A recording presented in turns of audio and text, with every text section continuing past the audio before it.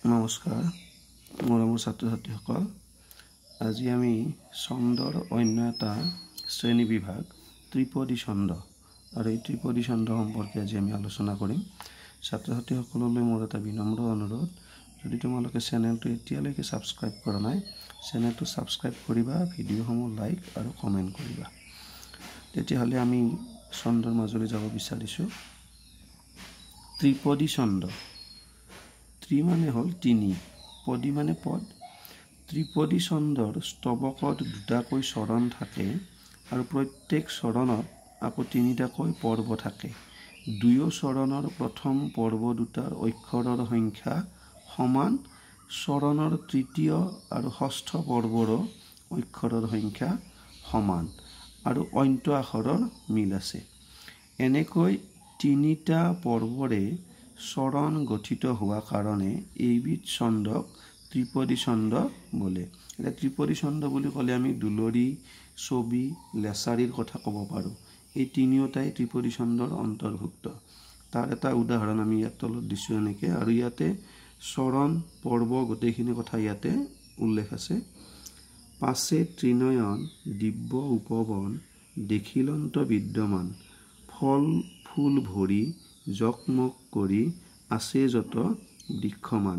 অৰ্থাৎ প্ৰথম চৰণটোত তিনিটা পৰ্ব আছে, দ্বিতীয় চৰণটোত তিনিটা পৰ্ব আছে, আৰু প্ৰথম চৰণৰ শেষৰ আখৰ দ্বিতীয় চৰণৰ শেষৰ আখৰৰ মিল আছে। এইটো মিত্ৰাক্ষৰ। এইটো দুলৰী ছন্দৰো উদাহৰণ হয়, গতিকে এইটো আমি দুলৰী ছন্দৰ উদাহৰণকো দিব পাৰিম। তলত আমি দুলৰী ছন্দৰ বিষয়ে আলোচনা কৰিছোঁৱেই। দুলৰী ছন্দ। দুলৰী ছন্দত স্তৱকত দুটাকৈ চৰণ থাকে, প্ৰত্যেক চৰণত তিনিটাকৈ পৰ্ব থাকে।